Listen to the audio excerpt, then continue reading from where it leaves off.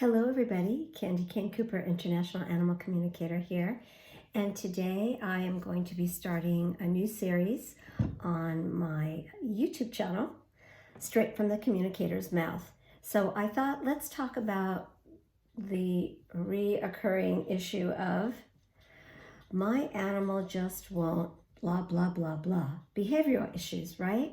Okay, so before we get started, I just have a few things to announce.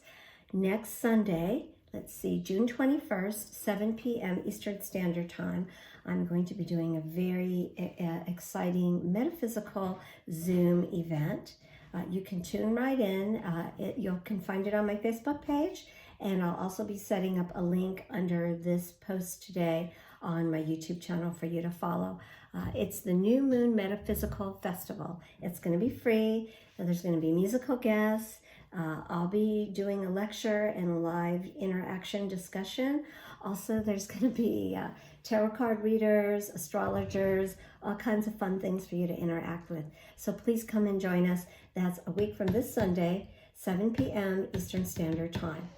Also, I just wanted to let you know that my book is still #1 on Amazon for new releases in its genre. So very excited about that. Thank you again, everyone, for your pre-purchase. It's available on Kindle right now, but it'll be available for sale June 23rd. All right, and I hear my little dog, Casey. Casey, do you want to come in? No, not today, not right now. Okay, maybe later. So let's get started. I want to talk about, when we're discussing behavioral issues, I want to talk about the key. Yes, there's a key to it all. It is your perspective, not the animals. It's yours. And the way that we're going to work with that is, let me give you a few examples here. First, though, I would like to explain the bigger picture. You need to think about what is truly going on outside the box. I know I discussed some other stuff on my Facebook blog about when your cat defecates on the bed and things like that, and we take it personally, like, what did I do wrong? Why is my animal getting revenge on me? You need to take your ego out of the equation when working with your animals. Always. There is so much more to it than meets the eye. So let me give you a few examples here. Let's see. I had a check-in last weekend with one of my clients and her 2 cats. And she said her 2 cats are terrorizing my wild bunnies. They've already killed them and also 2 birds. And this is so hard for me. I feel like I'm always yelling at them, especially at the younger one. And her name is Baby Ashley. So what I did was I worked with Ashley and told her that it was so upsetting for her human to watch this abuse with the other animals. And I told her that she needs to try to get herself in control, because she's also triggering the older cat now to attack the bunnies, which he never did. But since she's been at the house now, he is also doing the same thing. Well, an interesting thing happened to her. I said to her, Mommy loves all the animals and she doesn't want to see them hurt. I'm reading from my notes from our session. And Ashley replied to me, but I'm in my world. Wow. Okay. She kind of stumped me there. I didn't really know how to reply right away. But do you see the point? She is in her world with her animal instincts and what she feels she is triggered to do. She sees the bunny run down the backyard. She's going to go after it. I know we've all experienced this with our dogs and squirrels, our dogs and cars, things that are very dangerous that I work with, usually showing them the consequences of what can happen if they complete the mission. It isn't always a positive ending, especially dogs and cars. We know the car is going to win most of the time, unfortunately. So the next day, unfortunately, my client found another bunny half dead at her back door. It was very heartbreaking for her. So again, I explained to her cats how difficult this was and I could see that their natural instincts were much stronger than just their human caretaker wishes. And this is going to happen sometimes, especially with behavioral issues when people ask me about walking their dog and the dog is aggressive or protective of them on the leash. How are they ever going to socialize their dog in that way? Well, I know you've seen videos of other trainers, which will go unsaid, but those are fear-based training methods. So yes, you can get your animal to comply, but are they really comfortable doing it? No. And think about when you've been in a situation like that, where you're doing something to comply, but you don't really feel great or comfortable or 100% on board. It's not a great feeling. And the more you do it, I don't feel in my life that it makes me more relaxed in that situation. To me, it builds up anger, resentment, and fear. And one day all of those emotions come out. And when you're dealing with a large animal, it's very dangerous, which those of us that work with horses and larger farm animals. So plan B. My client said to me, well, you know what? It's just too heartbreaking. And I think as much as I love my cats, I'm just going to have to rehome them because the wild bunnies are part of my neighborhood.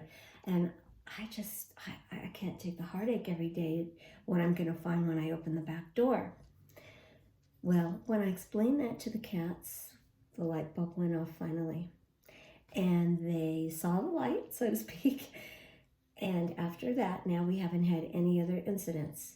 So the rehoming was enough to get them to go on board with, well, weighing it out. Is it really worth it for the thrill of the kill to be living in another home? I love it here. The little baby Ashley said, this is my home. I love it here. This is my family.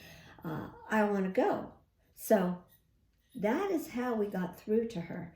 But you see, the odds were I really felt strongly that we were not going to connect, especially when she said to me, but this is my world. How can I deny that? It is their world, living in our constraints. You have to remember that. Just because you wish it or you want it doesn't mean that it's okay in their world. Most of the time, it's very different from their vision of how their life should be. So you've got to look at the big picture. Like I said, your perspective of what it is you're trying to accomplish when you're working with a behavioral issue. It isn't just do A, B, C, D, and you'll get G. It doesn't work like that. On the other hand, another example is about a year or so, I was working with a client of mine. Let's see, I have my notes here. She has a very large working ranch, and she has a ranch dog who was, as she says, joyfully killing all of her chickens when she brought him in to protect the animals, not cull them or kill them. So we talked with her dog, and he had a very joyous personality. This dog is just so funny. If he was human, he'd be a stand-up comedian. Just what a great personality. And I said to him, why don't you just become the chicken boss? And he loved that. I said, you be the chicken boss. You control them, you watch them, you herd them, and then you protect them. Again, immediately, I can't believe it. Next few days, everything flipped, and he became the chicken boss. And now he totally protects all those chickens from the coyotes and all the wild animals that come into her area at night. So that's all he needed was he needed a different perspective of what he was doing. And that is also a very excellent way to work with a behavioral issue. Not only changing your perspective, but changing the animal's perspective of what they're doing. Most of the time, they don't know that it's bothering us or we don't like it, except for when we're yelling at them. And none of us want to yell at our animals. I know that. You're watching me right now. You're an animal lover. So there has to be another way around it, right? So let me help you with that. Okay. Um, you know, my client, Nora, who I've been working with for about a year now, and again, some of you might know her from all my Facebook vlogs because she's been chiming in, and she's been working with her horse for a long time, like a year, and he had a serious issue where he wouldn't tie up at the wash rack or the hitching post. And we need to have our large animals do that so we can do different procedures, also, work with trim their feet, vet calls, or just basic grooming and washing or saddling up, just things like that. They need to be able to hold still and stay in one position. Well, he had a lot of PTSD. He was a rescue, and a lot of other baggage that he carried when she saved him. But that really isn't important. You don't need to try to dig into what happened before. I mean, we can certainly find that out in a session. That is easy. All we have to do is ask the animal. But the main focus for me when working with behavioral issues is just to move forward from this point on. It doesn't really matter how or why. So working with her horse Chance, doing it telepathically, I'm so proud of her, instead of just, why can't you do this? Quit, this, that, all the old-fashioned horse cues that we tell our animals, or used to tell our animals to behave with. Or, unfortunately, some people still hit their animals. I don't know what that's all about. That's just straight up abuse, okay? I'm sorry. No hitting. Hands are for holding, not for hitting, right? Okay. So she's been working with him, building up her telepathic muscle, doing a terrific job. She got him to finally tie and relax and even stay several minutes without going crazy, because it's very dangerous. A horse can flip up, flip backwards, break their neck, break their legs, do all kinds of crazy things when they're tied if they get upset and they want to break free. She had another breakthrough. She just messaged me this morning, so I'm going to share it with all of you. He is not a very affectionate horse. Well, last week, actually, he came and he nuzzled her and put his head in her lap. This morning, she was working with him. She had her hands out, and she was afraid he was going to start biting her. And she said, please just lick, no teeth. So he started licking her. It was very nice. And this is a way of showing affection from animal to animal. If you watch your animals closely, you can learn how they show affection. It's not always the way that we do it. Okay? Then he started to bite a little. Well, horse teeth are big and very strong. So without getting scared or freaking out or yelling at him, she thought in her mind, lick me now, lick me again, no teeth, no teeth. And immediately he went back to licking, which is just, a beautiful end, right? So she is building up that communication highway magnificently with her horse. I'm so proud of her. And like I always say, we all have this capability.